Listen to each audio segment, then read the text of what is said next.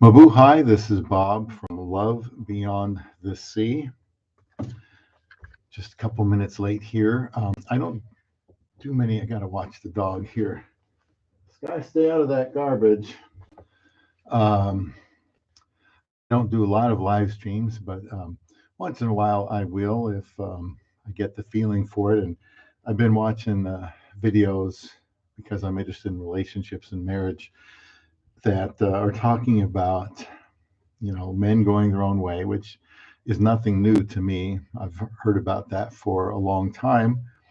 It's just that I hadn't paid any attention to it for a few years, and I was kind of a little bit shocked to see that there are so many videos and channels out there talking about, still talking about men going their own way and saying some things that I certainly take exception to, and I've tried to list a bunch of them right here that we will talk about. I've got my own notes here, but I just jotted that down here in case there are people here that want to have or leave civil comments that they can kind of follow this. This is just these are some of the things I want to talk about.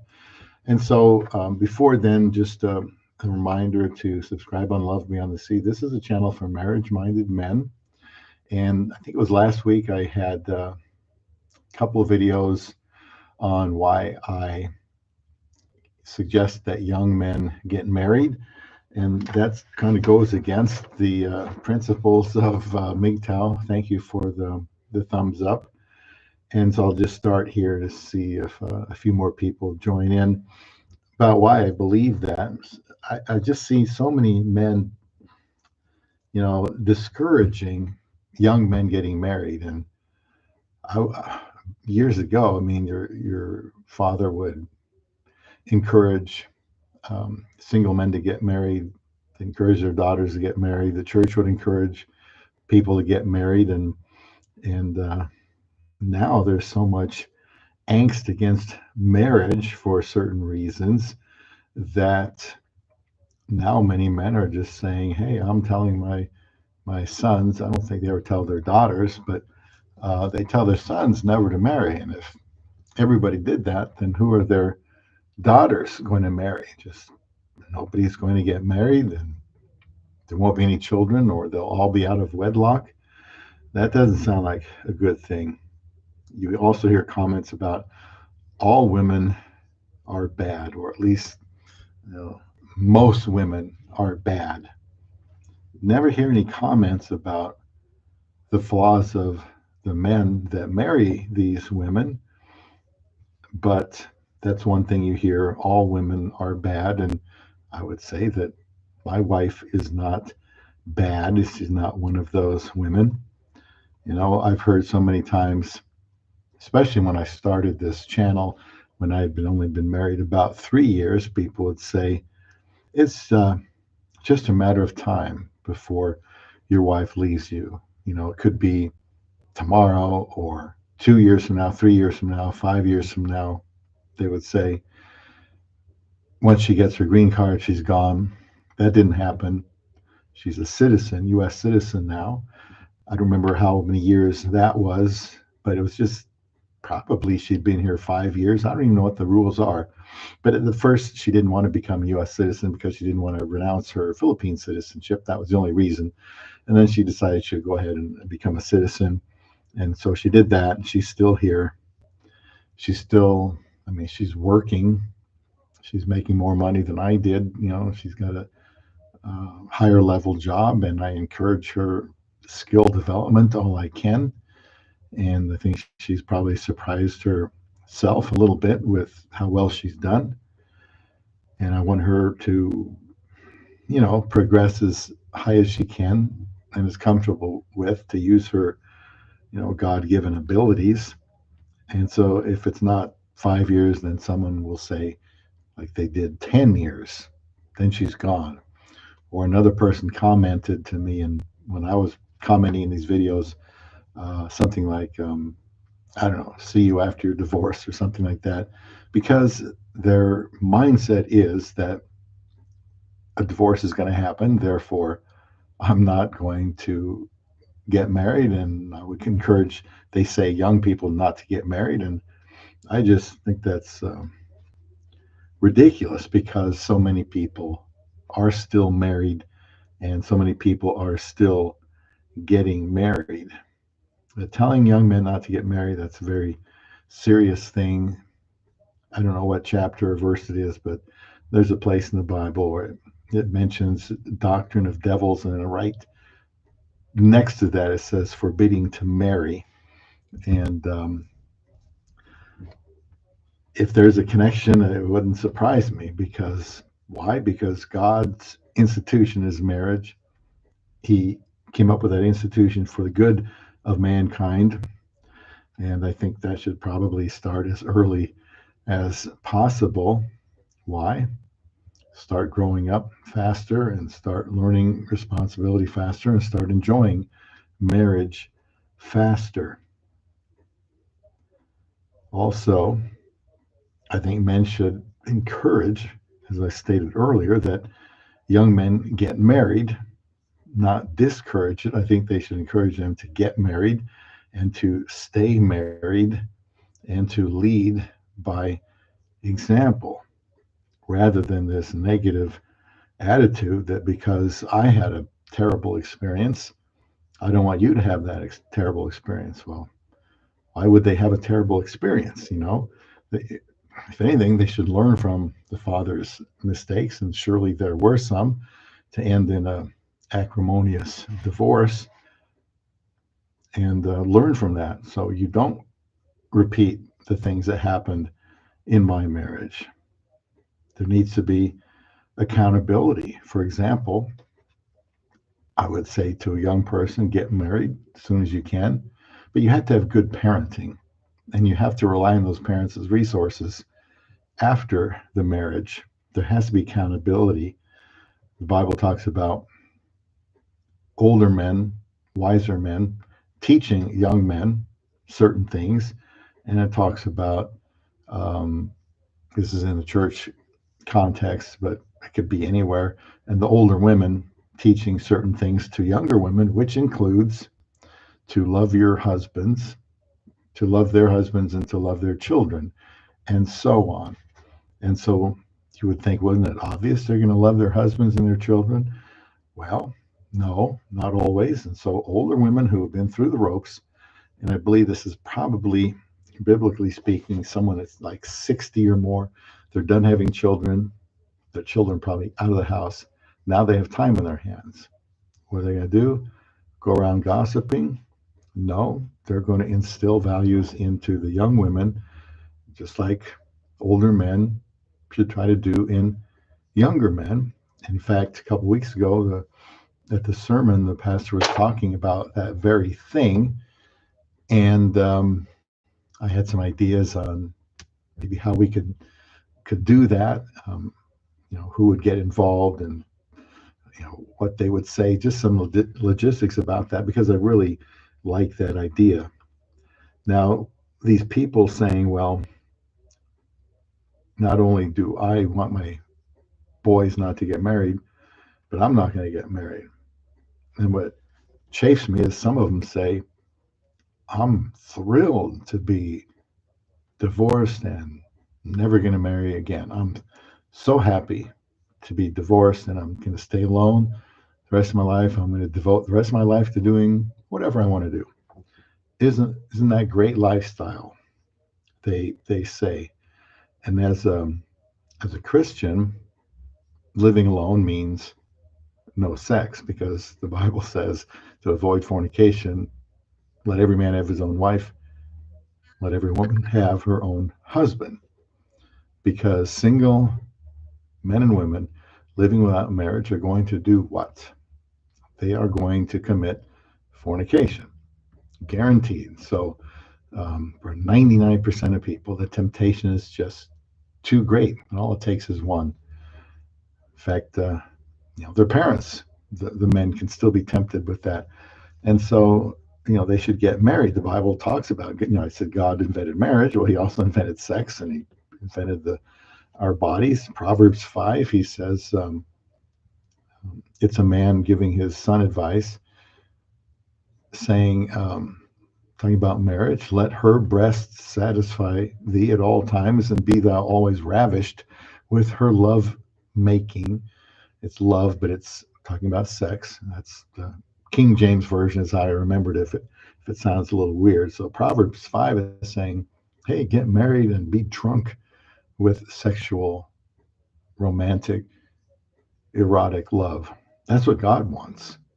God's not telling young people to just stay away from getting married because it's rough. And I'll talk a little bit about soon what 1 Corinthians 7 means when it talks about that. So yeah, Proverbs 5, Song of Solomon, uh, can be interpreted different ways, but one thing I think for sure is it's talking about a real marriage, or not marriage. It may have been a pre-marriage and then after marriage story of two young lovers. Um, One of them believed to be Solomon. Perhaps this is with the only woman of his 1,000 wives that he ever loved. Song of Solomon. It's Hebrew poetry, yes, for sure. It's also very erotic Hebrew poetry. Now, 1 Corinthians 7 does talk about where the Apostle Paul, who was single, didn't want to be married. He was gifted to be single. That means living without sex. God gave him that ability or spiritual gift, probably when he caused him to be blind on I think it was the road to Emmaus, and then prepared him for his ministry. But Paul was not a dumbbell when he says, people always quote this, MGTOWs. They say, well, um, Paul said it's better not to marry. And they leave it at that. I've heard that many times. A lot of cringeworthy things single people have been told from well-meaning people. And Paul was not saying that, because of the troubles of the flesh, he did give a reason. He thinks it's better just to not marry and devote yourself to the kingdom and the service of others. But he said, you still need to marry if you're going to be tempted with fornication. And so we don't know exactly the questions he was referring to when he gives his answers, because they aren't listed there in 1 Corinthians 7. But we can pretty much put together that he was being asked by somebody, is it better to stay single now that, maybe there's so much danger in the world, and you got this church starting. The church is so important. Maybe it's better just to not even get married. Maybe it's better just to divorce the wife you have so you can spend time on the kingdom. And Paul, having the gift of celibacy, talking about he wished that all men were like himself. What he meant was, wish people he was responding to in the letter had the gift of celibacy, or it's called the gift of singleness. I think that means the gift of being able to be single, live without a wife. It seems to be the most logical way to look at that, because he had that gift, and he lived with reckless abandon for the kingdom of God.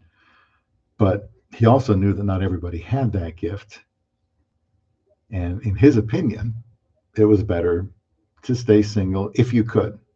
That's the big thing here. If you could. So telling people, if you don't need to marry because you can devote yourself to the Lord, then you don't have to get married. It's not against the law to stay single. But he didn't make out a blanket statement saying, I'm going to tell everybody to stay single because the church work is so important. It's the most important thing in the world, and you should just be single and devote yourself to it. Well, for a lot of people, myself included, it's very frustrating being single. I tried serving, and eventually I just always kind of, I don't know, flamed out because I just got so frustrated with being single. And people talk about, well, all of the disciples were single. And I was reading something the other day where most likely, maybe most of them were married. Peter certainly was married. And there's no reason to really think they all didn't need marriage, because marriage is still normal. Why get married? Why are people telling young men not to get married because they had terrible experience? And I should say before I forget, I do recognize here that, yes, the divorce courts are a tragedy, and certainly no friend of men when it comes to that divorce. And yes, I'm sure people have lost a lot of money, and you probably just want to jump off a building or a cliff when you go through something like that. It is terrible when the woman you married that you thought they loved you ends up money that just gut you like that. It is hard. I'm not saying that is not happening. I'm not saying that I'm not sympathetic to that. What I'm talking about here is this attitude that I'm going to tell other men, you know, not to get married. If I work with young men, I'm going to tell them not to get married. I'm going to tell my sons not to get married. Now, I have a comment here. I apologize if I didn't get to that earlier. I wish there'd be a beep or something when I got a comment. Reginald White, um, star defensive end for the Green Bay Packers. Not all women are bad, but the modern Western women are masculine, and the modern men are typically raised by single women and are feminine, so there is a disconnect there. I have not much to disagree with there. Um, you go to the gym, if you go to the gym, and I mean, there was a time before I was moving to this gym where I kind of got the idea that the women there were like on steroids because, well, they were more muscular than some of the guys. I thought, wow, what is that all about? Why would any woman want to do that? What is the point? Does she think that's attractive to men? I don't know, probably not. But you see women looking like men that way. You can see women looking like wanting to be masculine with the tattoos that they wear. Of course, the very short hairstyles. And those things are not really attractive to me. Now, some women can pull off short hair, and it looks very, very cute.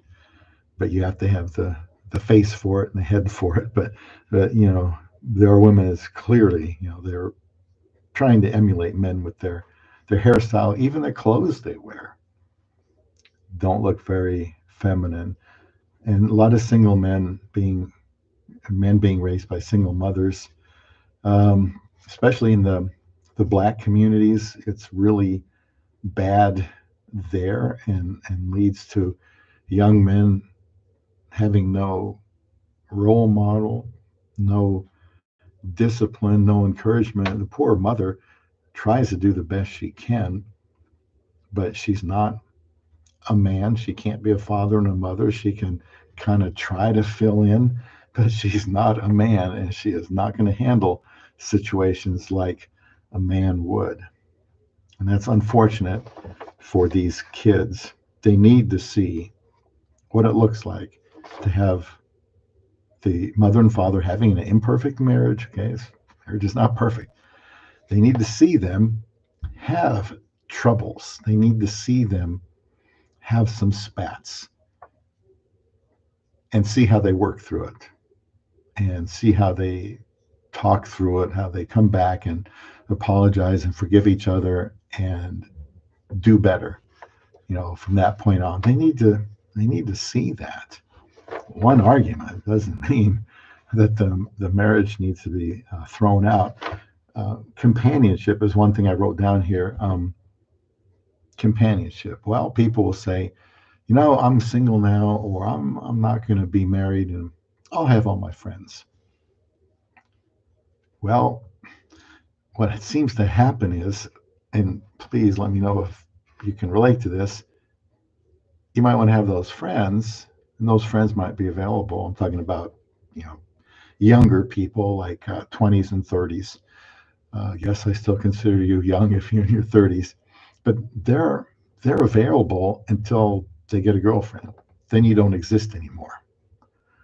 And that kind of hurts because you thought, well, I thought we were friends. They may not even tell you. They may just start ghosting you because, well, I got a girlfriend now. And so then you're kind of still alone. And what do you appreciate the thumbs up? And what's a young man going to do, or middle-aged man even, when he gets older? My mother's 92.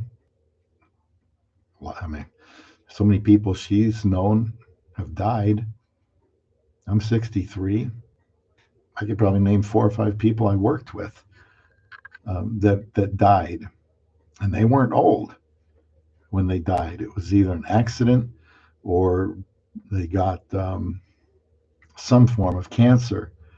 And so, at least when they did, I hope that they had somebody around to take care of them. I believe that when I get older, I don't want to get sick. I didn't marry my wife to be my caretaker, but I believe that if that day happens, she would be my caretaker, and I don't think she would complain about it. Companionship is important. And, of course, I'm talking about having a wife that is going to be stable and your relationship is there. It's only one person, but it's a big person in your life, your spouse. Because when you're single, you got all these friends, but you know what? You try to do things with them. Well, it's kind of hard to get together because they want to do their own thing. People say that about marriage. Well, I don't want to be married because then you got to kind of talk together about what we're going to do, and I may not be able to do everything I want. And um, what that happens outside of marriage too. If you're going to have other people involved, they still have their own mind and may want to do things differently. They're not tied down to you at all. Like in a marital sense, they may just move on and leave you alone. And being married, I think you have somebody that may not be perfect. They're not everything you thought they were, and you're not everything they thought that you were, but you can still come home and know that you're going to be together. And if you have things to work on, you can work on it. Because when you're married, I certainly hope that people feel like there's no safety net. When you're dating, you can always split because you're not legally bound or morally bound to another person. So you can leave. In marriage, I'd like to think people would say, well, no, not just for the sake of the children either, but for the sake of the marriage, we're going to stay together. We're going to try to be faithful to our vows. Um, Alba Thompson says, love my Filipina. Well, congratulations. I love my wife too. We've been married coming up on 10 years. I can't even believe it. I just can't believe it. And, I love having her around. She's an amazing person. Certainly has added value to my life. I know she's coming home tonight and we're going to do things together. She's my wife. She's my companion. People say, well, they feel like they're in prison. And so they want their freedom. They're married. They feel like they're in a prison cell and they feel much more free as a single person. Be honest with me. If anybody is single that watches this live or later, I always felt that when I was single, I felt more bound as a single person. Like there's nobody to go out and go to a movie with. There's nobody to be intimate with. There's nobody to be with that I liked and that wanted to be with me. And everything was a struggle. But being married, okay, let's make plans. We'll go do something. I've got somebody around.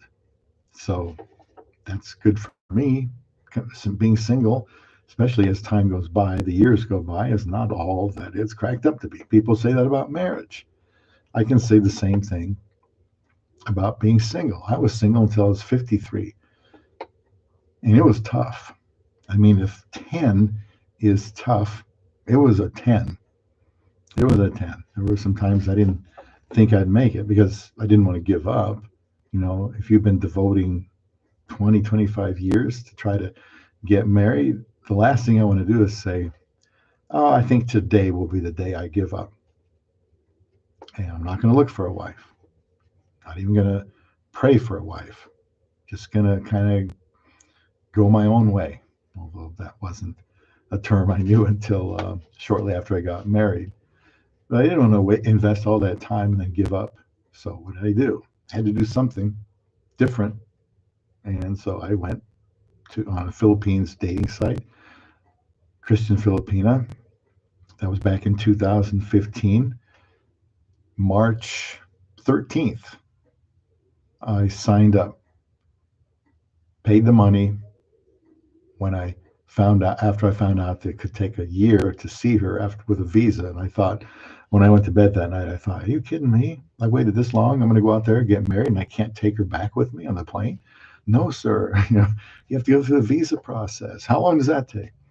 Oh, it could take a year. And I thought, you got to be kidding me. You just got to be kidding me. Does it ever get any better? I said, well, I don't know. I'm going to go to bed, think about this, sleep on it, pray about it. And then she said, well, if you really believe that you could find a wife here, wouldn't it be worth it waiting that time it takes to go through the visa process? And I said, yeah, I suppose it would. So that was March 13th. March 17th, I had my first communication with my wife. March 17th, I winked at her from work and we set up a time to talk. It was March 17th. April 4th, like 18 days later, I proposed to her. I said, I'll come and visit you and would you marry me? She said, yes, if you visit me. So I did. And we got married. When I went to the Philippines, everything had to be planned out to get married. Started the paperwork ahead of time to save time so I could be with her sooner. And so it flew by really, really fast. So it's worked for us. I'm not going to tell anybody else out there get married in less than 8 weeks with somebody thousands of miles away. But, the difficulties we face are what anybody else would face. In fact, when I got my ring, the girl that sold it to me at the jewelry store said that she had just broken up. I guess her boyfriend broke up with her after a 5-year relationship. 5 years. And she was happy for me that I got married in 54 days. She said, I wish my boyfriend was that committed. He just dumped me after 5 years. And you know what? When you're not married, you don't have commitment. People say, well, I'm committed to her. She's committed to me. Okay, well, propose to them. Make it official.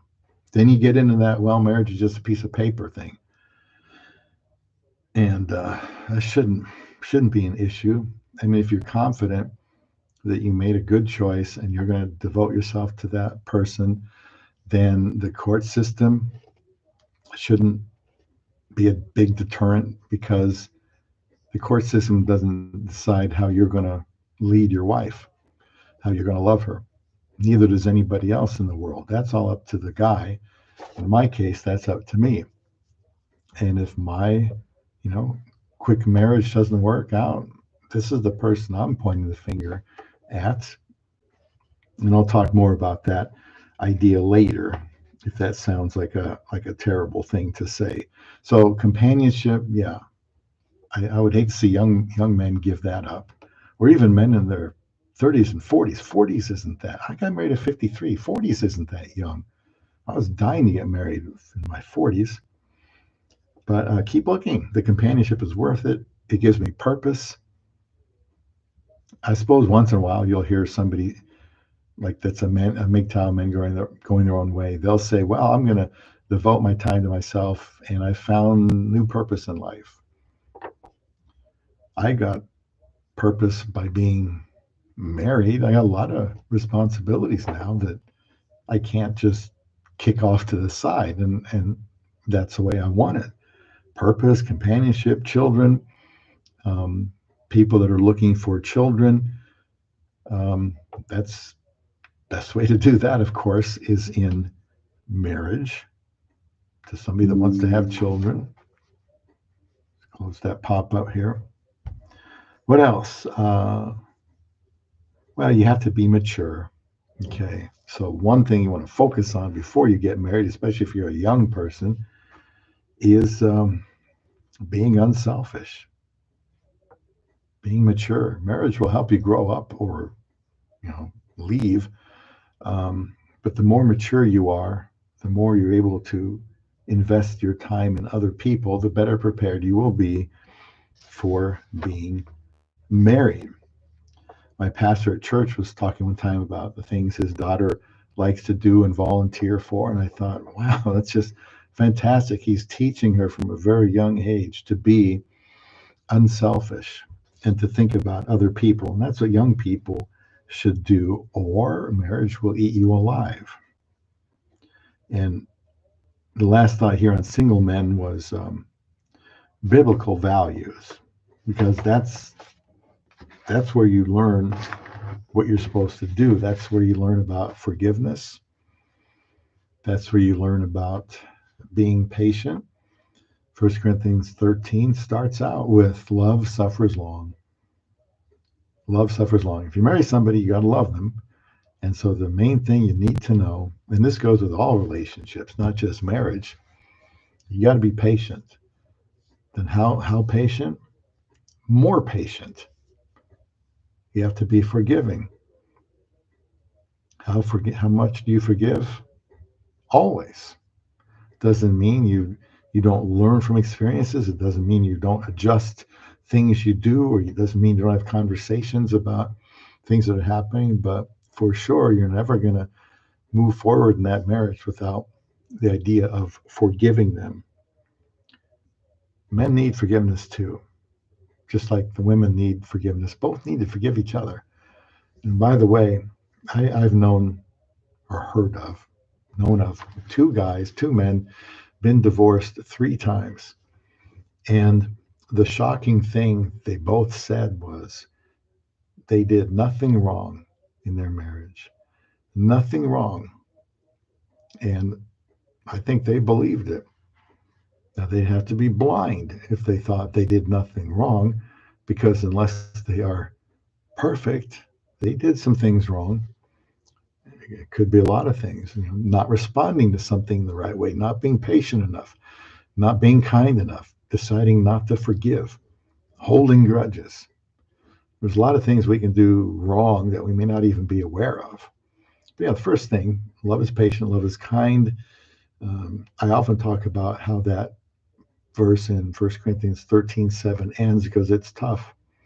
It's a tough standard, but this is the standard that I hold myself to. This is the standard that my pastor holds me to. When things get tough, love bears all things, believes all things, hopes all things, endures all things. And I'm relating that to marriage, since I'm a married man. It bears all things. Things probably will get tough in some way at some time. But if you love your wife, you bear with it. And if that's getting tough, then you just may have to just believe that things can get better. If that's starting to not look so good, you may just have to hope. It hopes all things. It believes all things. And then if that's not working, you just get a divorce, right? No, it says love endures all things. And if you can have that mindset, you're probably going to be a pretty good husband, I would think. And that's another good thing to teach young men. So now on to some of the things I've heard that I really didn't like about, that I see frequently on these videos. You could say, why am I even watching those videos? Because I like relationships. And if I'm hearing somebody tear down marriage and say things I don't believe are true, well, I guess I'd like to know what's out there. And yes, I do comment on those videos, and rarely do I have anybody agree with me. I can stir up some conversation over there more than on my own channel, but I don't know. I'm not trying to be argumentative. I just believe that the Bible tells us what is right and wrong for everything, and that's what we have to follow. Another thing before I forget is it makes me uncomfortable when there's so many people that aren't married. Let's say they've been divorced once or twice, and they're giving relationship advice, marriage advice. I don't think that's the best way to do it. Also, I don't like it when men on the internet or YouTube are making videos and they are addressing women. I don't like to see women making videos addressing men. That's not necessary. And I wish somebody here to hear me say that, but because you don't hear that very often. So at this point, I'm speaking to myself. I thought starting at 9 o'clock would be good for people to tune in. So we'll just continue and plug away. But my channel is focusing on men. I could care less to talk to women. That's women's job. That's women's job. Iron sharpens iron. She should be sharpening. Women should be sharpening each other, and men should be dealing with each other. A lot of people talk about society's pressure to get married. I didn't feel any societal pressure to get married. I felt like if I was the only one in the world that wanted to get married, I'd still want to get married. So I don't think society had anything to do with me wanting to get married. It was all about God's word. We talked about 1 Corinthians 7. We talked about Proverbs 5. It's okay to want to be married. It's very, very natural to want to be married. Another thing people say that are persuaded to make those videos are that no marriages are happy. Wherever you go, you look to your left, you look to your right. If somebody's married, they're unhappy. They're putting on a face. They're really not happy after all. And if anybody tells you they're happy, they're lying. And I don't believe that at all. Not going to labor too much on that one. I believe there are a lot more. I don't know what that sound is. Once in a while, we hear that sound in the background. I don't know if you heard it. But I think there are people who are happy in marriage. I think it's important to clarify what happy really means. I would look for a more realistic definition of happiness. I like the term satisfied even more than fulfilled. You're never going to be perfectly fulfilled in marriage because you're a sinner married to a sinner. And so that's going to cause issues. That's what the troubles in the flesh refers to in 1 Corinthians 7. And there are pressures, busyness, and children, but those aren't bad things. So I think it's talking about man's, sinful nature rubbing against the woman's sinful nature, and so that causes issues. But I could say, well, I'm satisfied in my marriage. There's a lot of bad days, and if you're going to get married, you'll have a lot of bad days, and you should know that is, in my opinion, perfectly normal. It's not necessarily a sign that there's even a big problem, but you'll know if it is a big problem, and you'll just have to kind of deal with it the best that you can and try to resolve that with the husband being the leader of that marriage.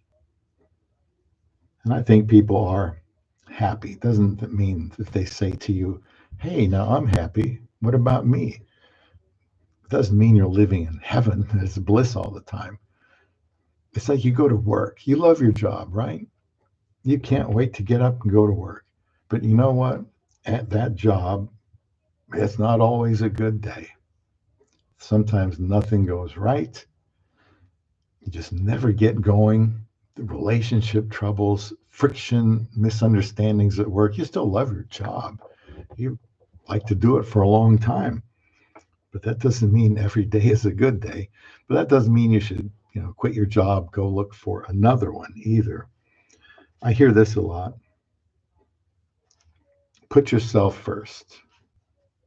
What they're going to do, since they either weren't able to get married or they were divorced, and this is what they want to tell the young men too, just put yourself first. Well, in my opinion, here's my pushback or clapback. That's the last thing you need to do if you're trying to be married and be a good husband and have a lasting marriage. Put yourself first. No, it'd be better to put yourself last or not even think about yourself, because you're the leader. Leaders do the sacrificing for their wives, for their children. That's just what a man does. I like this saying: men provide for others, boys provide for themselves. And there's a lot of middle-aged and older immature boys out there because they're focusing on themselves.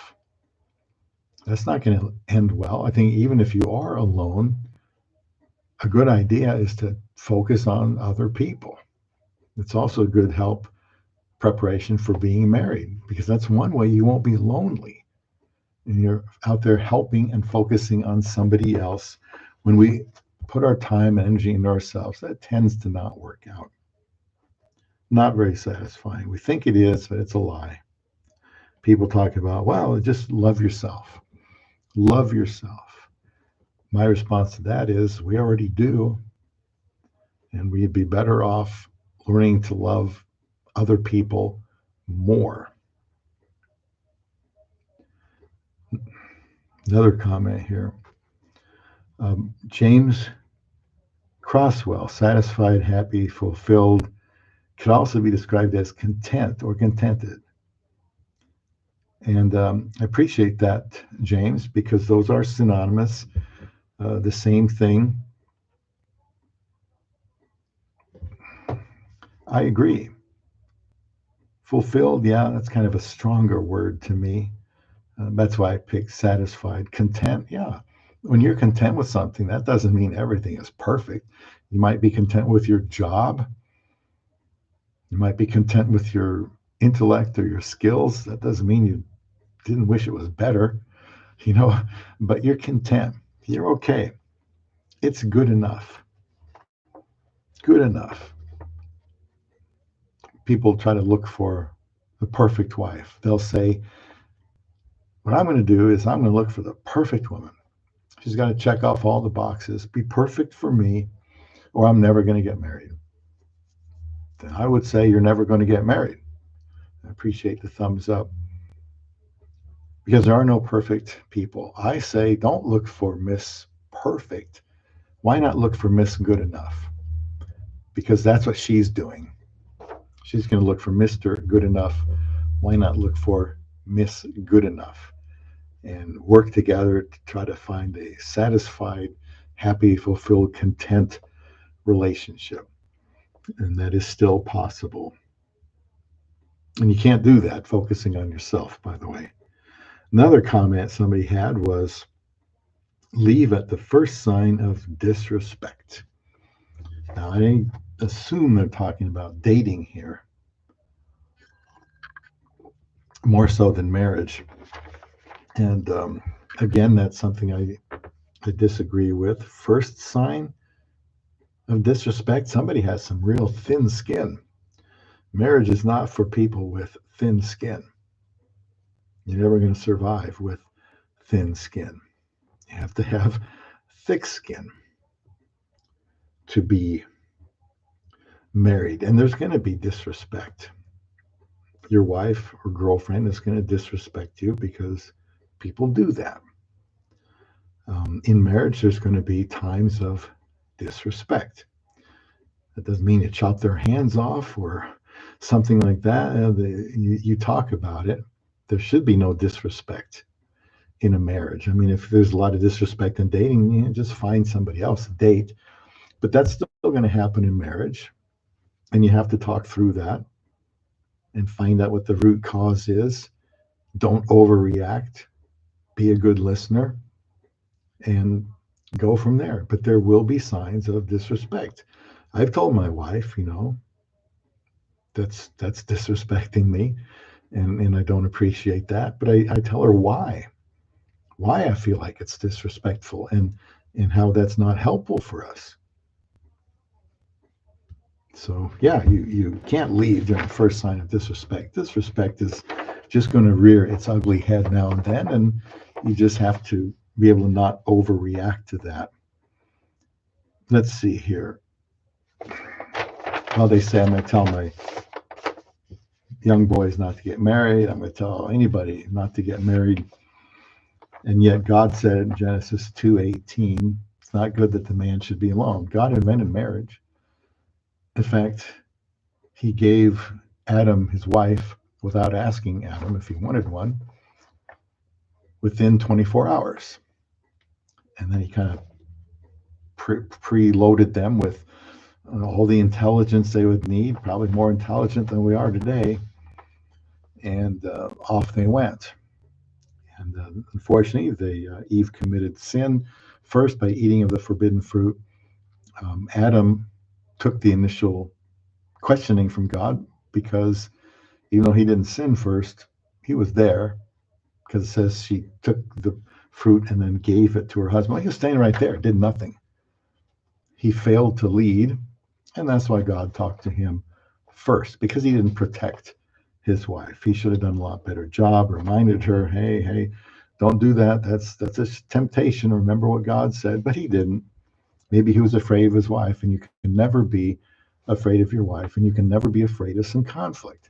That does not mean that you have a big fight about it. It just means you have to talk about some things.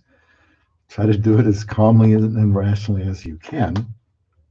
But it's not good that the man be alone. People saying, well, I'm going to be alone. I say that's just not good. It's just not good. And people also, they're quitting on trying to get married so soon. I mean, even single guys are saying, believe it or not, they say I'm 23 years old, never been able to have a girlfriend. I'm done with dating.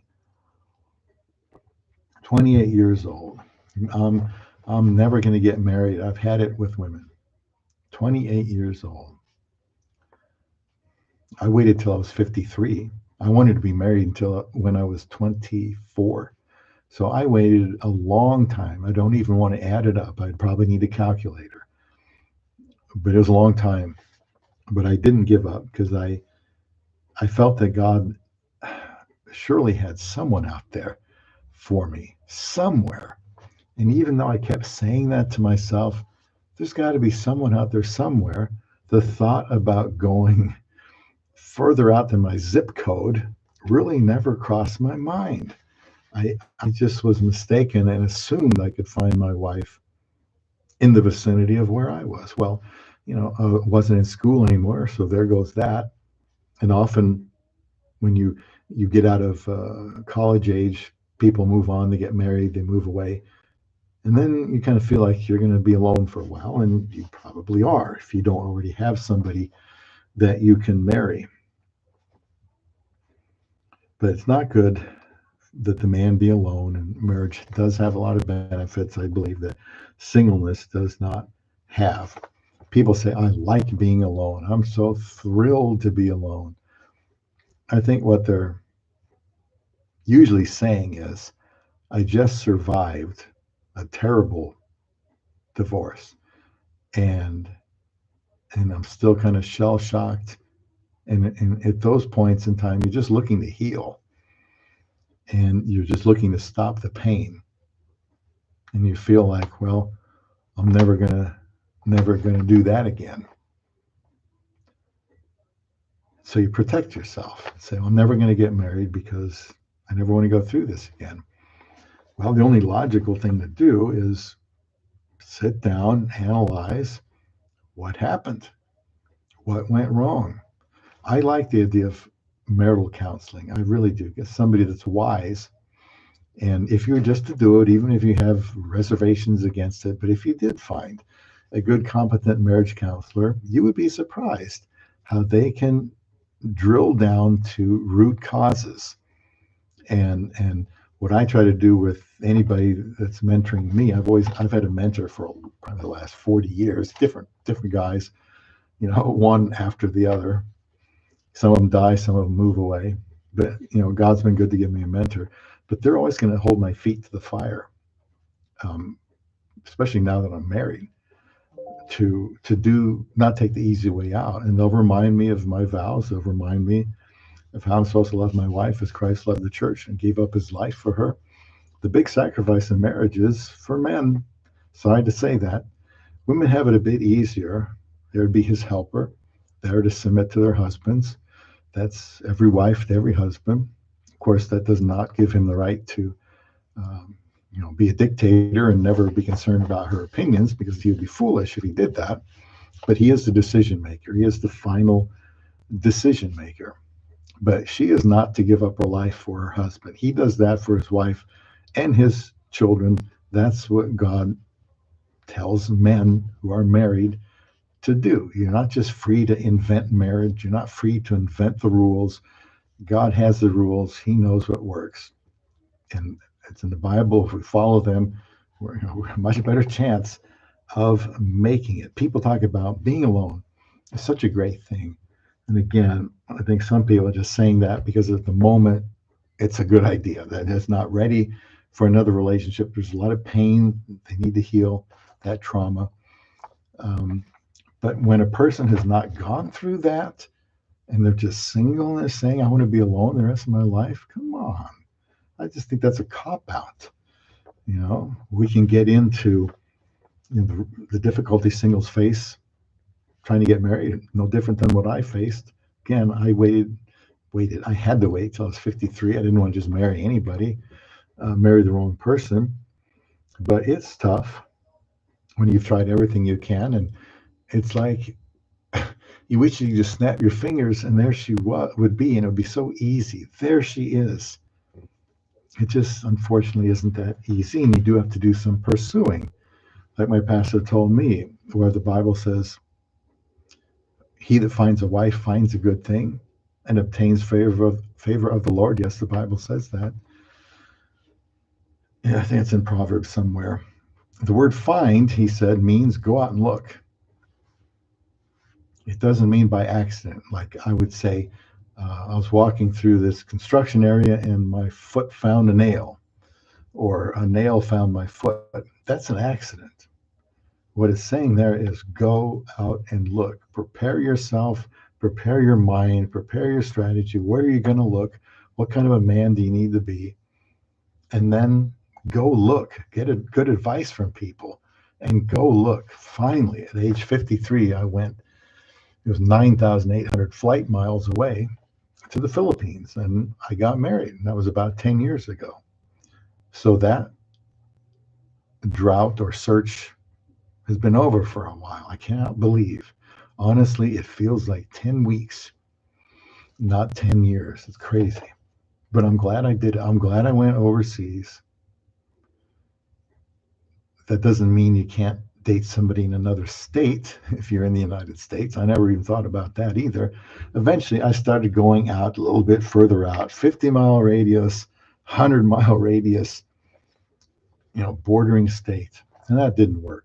So at that point, I was ready to give up until the idea of another country was brought to my attention. So I figured I had absolutely nothing to lose, and that's what I would do. Shortly after that, I was married. So people talk about, I'm just going to work on myself, not get married. Well, working on yourself is always a great idea, something you should do to help prepare yourself for marriage, not a life of being alone.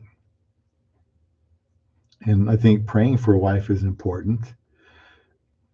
I just couldn't accept that I was going to appreciate the thumbs up. I just couldn't believe that I was going to be praying 5, 10, 15, 20, 25 years, ended up being 30 for a wife, and that God was somehow plugging his ears. For a while, I thought, God must be holding something against me that I did a long time ago. Why else would he be making it so difficult to find somebody to go out with and get married? And I never accused him of that.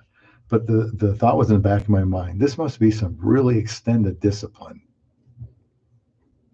And my pastor, just the other day, I was talking to him about that, because he was talking about discipline in somewhere in Hebrews. And he said that, that God forgives, and then there are consequences. There's discipline, and then there are consequences. The consequences are different than the chastening or the discipline. Um, and so I kind of thought that that made some sense. And the consequences, well, I had repented, I had confessed, I had learned from what I did, and I was still single. I guess it just wasn't meant to be here in America. Also, by the time or when I was looking seriously for a wife, I didn't know this, but the person I married wasn't even born yet. So that would make it pretty difficult to get to date her, especially she was 9,800 flight miles away. But we still got married, so don't ever give up. It's a big world. Anywhere, when you say there's got to be somebody out there, that means out there. There's how many countries? 200 countries? I don't know. There's a lot of countries in the world. And there's, your country is big, maybe somewhere else in your country. You may have to broaden your search. There's nothing wrong with broadening your search. People will say again, oh, you're desperate. You're so desperate it's never going to work. No, that's not being desperate. That's being aggressive. That's taking the bull by the horns and trying to go out and get what you need. Nothing desperate about that at all, in my opinion. But keep praying for a wife. And they say also another objection. They talk about change. Can't change her. Well, yeah, you can't change your wife. And I'll bet you don't really appreciate her trying to change you either. So we are who we are. We do need to improve some things. Marriage can certainly flesh those out. But, we don't marry somebody to change them. I know guys say that's what women do, but women should be telling other women, don't marry this guy to change him. I just think wanting to be alone I think that idea is weird. I'm not saying that the people are weird, okay? Because I was single for a long time. I felt all of those, the eyes looking at you, the whispers, some of that's just in your mind too, that they think there's something wrong with me. You go into a restaurant and they act like you've got leprosy. There's people over there, but I come in as a single person, I walk in by myself, and they want to seat me way over there. And there are times I just said, wait a minute, what are you doing? I don't want to be over here by myself. Put me over there. And I did. That's literally what I said. I just didn't feel right about them. Like, I want to be alone. Why would I want to be alone? Why would anybody want to be alone? So I always made them have me sit where other people were. It would be very strange, I think, for somebody to actually want to be by themselves. I don't think they're thinking about the future if that is what they're doing. In fact, by the way, I know there's only 2 people here, but you can always chime in with comments. That would be great. When I was growing up, people used to once in a while joke, oh, I wouldn't get married if I were you. But they were joking. And it was obviously, they were joking. They'd smile, but not today. Today, they're dead serious when they say that. And that's why I wanted to make a video live stream like this, and I'll put out a video of this week, Monday, Wednesday, Friday, kind of go over all these things there in case very few people are watching here, which seems to be the case, but we just try to reach the people I can reach. Another idea is alpha males, this mysterious alpha male. Well, whoever they are, they don't marry. You've heard that, maybe you haven't. Alpha males don't marry. I would say, why not? If they're really good at protecting and they're strong, why wouldn't they get married? Protect their wife, protect their children, go to work, compete with other people, and hold down a job and provide for your family. You can certainly be an alpha male and do that. Alpha male doesn't mean you're going to never get married or something like that. I just don't understand that.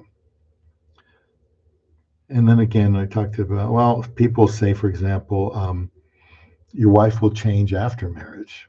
So you marry her, and all of a sudden she changes.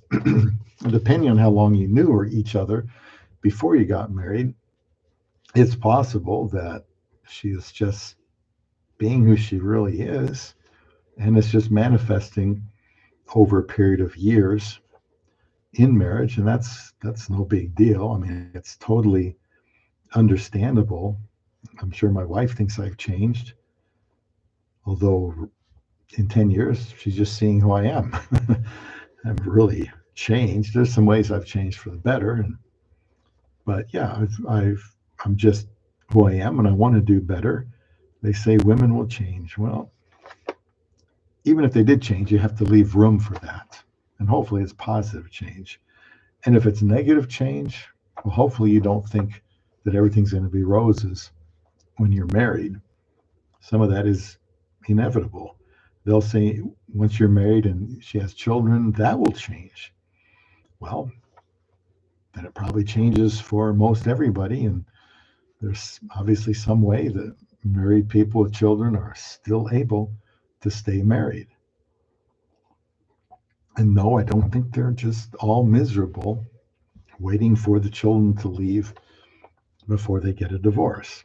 Children get old enough, then we'll get a divorce. I don't think that's everybody. Another comment you'll hear is once you get married, you're not going to have sex. There goes your sex. Apparently, you've had all this sex before you got married. Then you get married and you're not going to get it. Well, I've told people to their face, women, when I was working,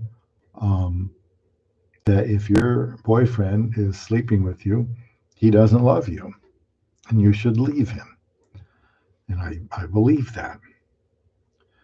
Probably what happened in all the cases anyway, because the men are just taking advantage of them, and getting the sex is just used by the woman to get the man who is not committed to her, which is a bad idea for the woman.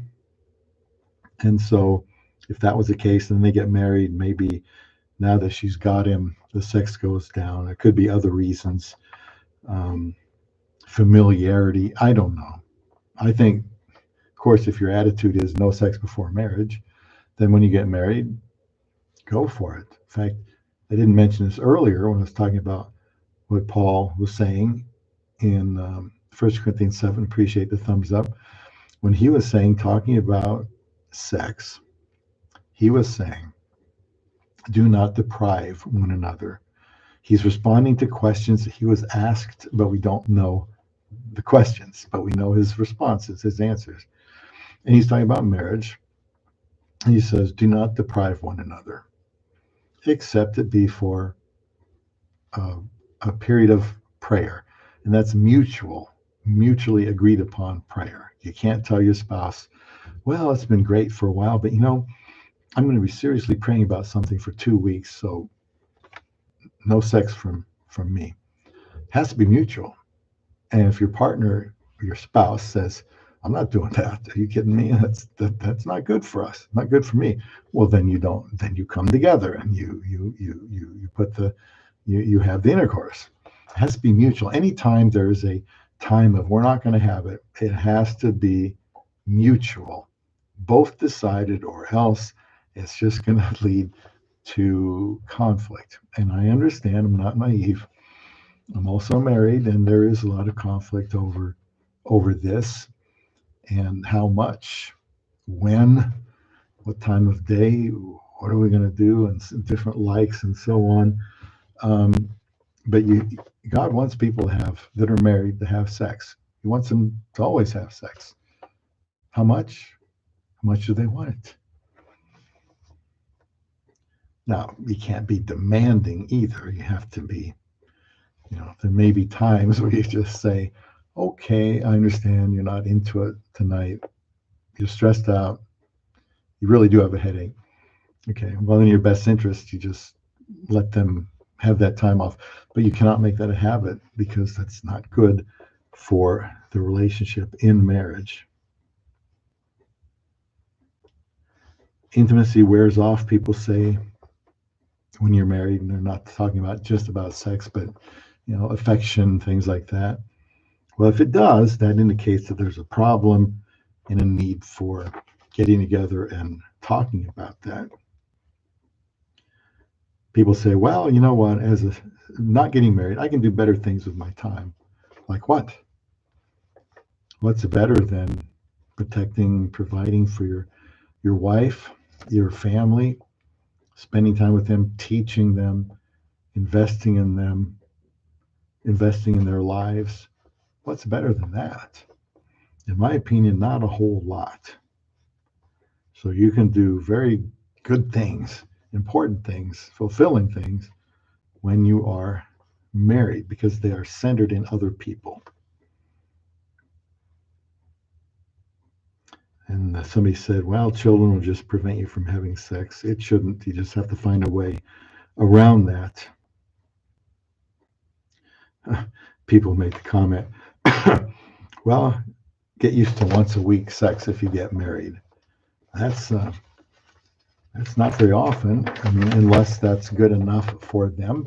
There is no magical number, that you got to have sex as often as the so-called next person is. Typically, if the studies are accurate, that when people are asked, it's usually 2 to 3 times a week when things are going good. Sometimes no, sometimes a little more. Depends how busy you are. It just all depends. But I don't think there are many people out there having it every day. Like in our minds, we want twice a day. Well, not going to happen though.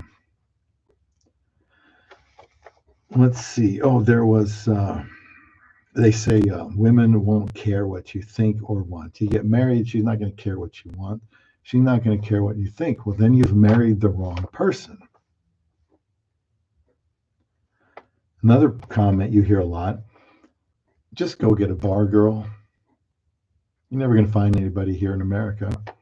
Just go overseas, Thailand, Philippines, get a bar girl. I know somebody or of somebody that did that recently. It was great while it lasted until he realized she doesn't care about me. And deep down inside, we all want to be loved and respected. You won't get that from a bar girl. You might even get, an STD from that bar girl, but you're letting her use you. And of course, you're using the bar girl. Two selfish people doing the wrong thing. So just go overseas, get a bar girl. Not a good idea. And somebody talked about this. You get married and you'll experience the dead fish phenomenon. The dead fish phenomenon, we're talking about in the marriage bed. Again, you can't be afraid to talk about things. Like our sex life isn't good. It's not something has changed. It's not as good as it used to be. Something's obviously wrong. We need to take some time to talk about this. Is there something I'm doing that we need to talk about? Is there something going on in your life that I need to know about? Could be physical, could be mental or emotional. I don't know, but that anything that isn't going right in the sexual relationship needs to be talked about, not with threats, but it needs to be talked about. Some have said a good barometer or indicator of a healthy marriage is a good sex life.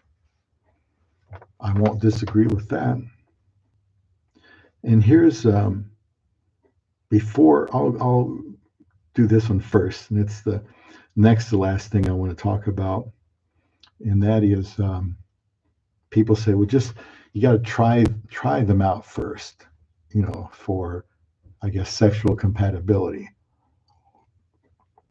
And that's an amazing topic. I mean, if Since God doesn't want people having sex before marriage, they're going to have to get married. They can always talk about things before they get married, and they should. Like, what do you think about sexual intimacy? Is it good, bad, evil? Or you think you'll be comfortable with it? What do you know about it? What have you been taught about it?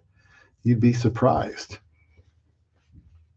Talk about how much you want it, what you would want to do. I mean, because once you're married, you're married. You better have talked about these things. How often are we going to do it? How important is it to you? Because I had one guy in the men's group confide in me that he'd been married for a year, still hadn't consummated the marriage. Not for lack of interest in his part. And so I really felt bad for him. And one night I was talking to him on the phone. And I said, I really, it's not good to be married and not be having intercourse. Is your wife around? And he said, yeah. And I said, can I talk to her? Can you put her on the phone? I'd be glad to talk to her.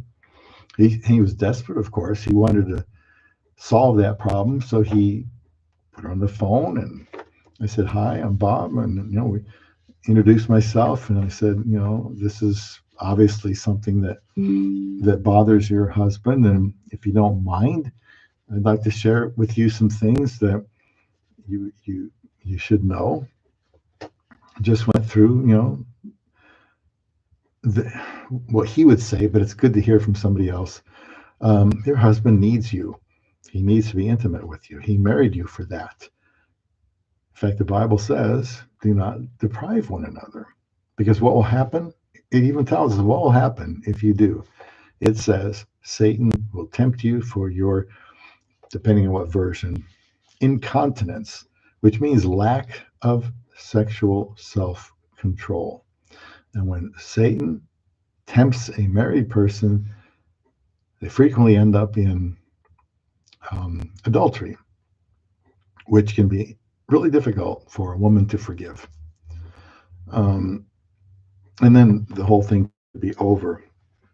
Certainly, it's been damaged by that point. And so I asked her, why, aren't you sleeping with your husband? And she said, well, because I think sex is dirty. I said, well, you're married? And she said, yeah, but I think sex is dirty. So I asked her, why do you think sex is dirty? And she said, well, that's what my mother taught me. And so I'm uncomfortable now that I'm married doing something that I was taught was dirty. Okay, well, that was an eye-opener. And that was the last time I talked to either one. I don't know how things worked out. But this is why you want to talk first to somebody before you marry. Talk about your views on all kinds of things, including sexual relationships in marriage and what they think about that.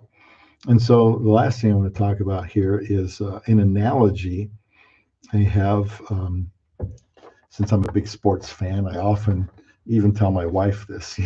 I try to teach her lessons that involve the sports world because I've been a sports fan since I can remember growing up. That's in the transistor radio days, folks. But I think being a husband, since the Bible says the husband is the head of the wife, and now there's nobody here to hear this, he's the leader. He's the CEO. That's the way I look at myself. As the coach, if you want to look at it that way, of the marriage. And as the coach, I'm responsible for how the team goes. Now, this is a team of two, but you've got one coach, one leader. And so he is, of course, a coach responsible for recruiting his players.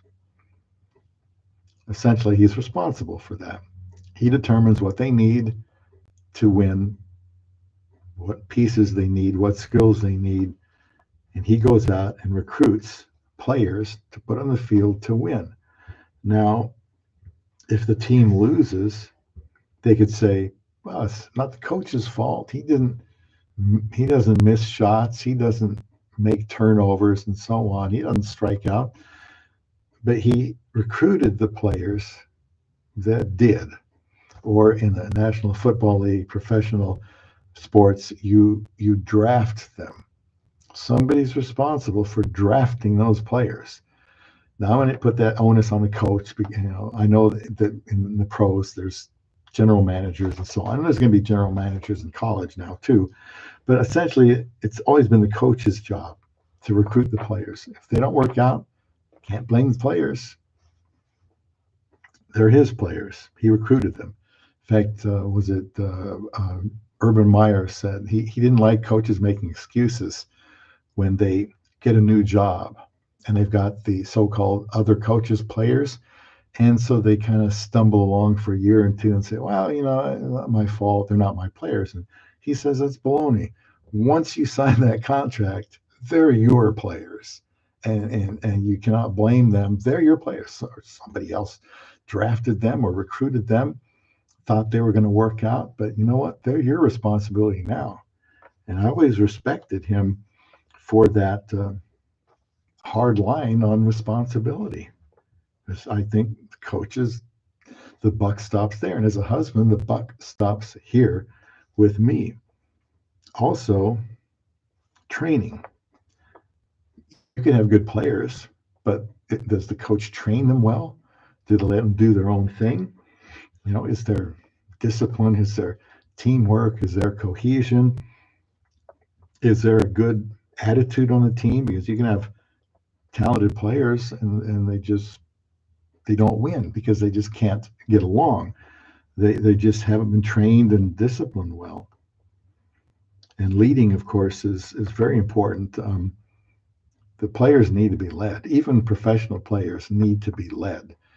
And there's different coaching styles, of course, and there's different personalities in marriage. But the bottom line is, I think the husband is the head. He's the coach, CEO, whatever you want to call it. Whatever makes you feel responsible for the marriage, I think that's the way you have to go into it. It's on me. I picked her.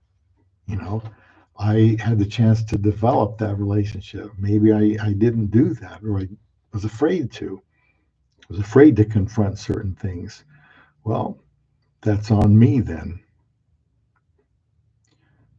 We can't blame the person we married. I know people do that, but it bothers me because it seems like making excuses. Maybe the coach wasn't patient enough. Maybe he had potential on the team that he recruited and he trained, but they need a little time to develop. He needs to be patient.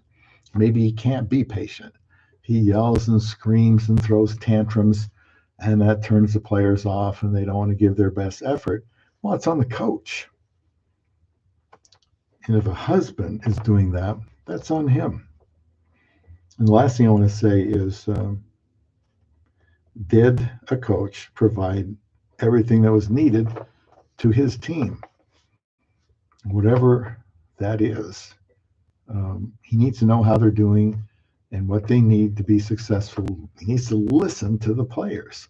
The coach that says it's my way or the highway and could care less what the players have to say is weak, because he can't handle what the players tell him. He can't handle to hear that maybe he needs to catch up to the times and lead with a little bit more of a listening ear. And if he doesn't and players leave, they don't perform to their best, that's on him. He recruited them. He's supposed to train them, lead them. He's supposed to motivate his team. If a husband can't motivate his wife to be into the relationship and into their children or whatever, then that's on him. That's just the way I feel about these things. And when I see so many videos in channels now flourishing, so to speak, with putting down marriage is a scam, marriage is dead, I just say, no, marriage is not dead. Marriage is not a scam. I got married. I'm not sorry that I got married. If I had children, I would encourage them to get married. I'm not going to let what the world tells me to do, because the world is wrong. As a Christian, I follow the Bible. That's what guides me. And after that, it's just how we execute our responsibilities, above all in marriage, to love. So, um, unless there's any comments or questions about this whole idea of, I think young people should marry, is marriage, dead? Are all women, terrible? And so on, then that would be the end of the video. I appreciate the few people that responded. I was kind of hoping, as I always am, on these live streams, which is why I don't do many anymore, because there just isn't a whole lot of interaction. Um, but today I put out the first of 3 videos covering these topics on YouTube and TikTok.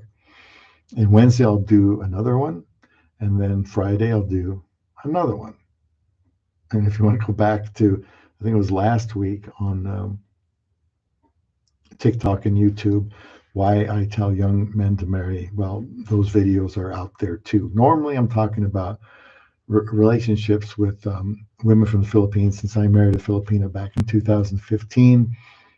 Different, big age difference and culture difference, and so far away.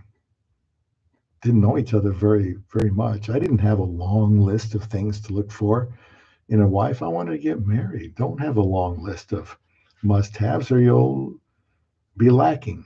You'll be wanting all the time. I wanted a Christian that I was attracted to. I mean, it's a given, almost a given, that all men want to be attracted to their wife, and that's fine. That's understandable. God gives us attraction to other women, and nothing wrong with wanting to marry somebody that you are attracted to. Other than that, you should be careful with having too many gotta haves, because it can keep you alone, and somebody else can sneak in there that's just looking for Miss Good Enough, and they get married. So I'm glad I did. I talk a lot. I've got over 1,900 videos on different things that you need to know about when you're married.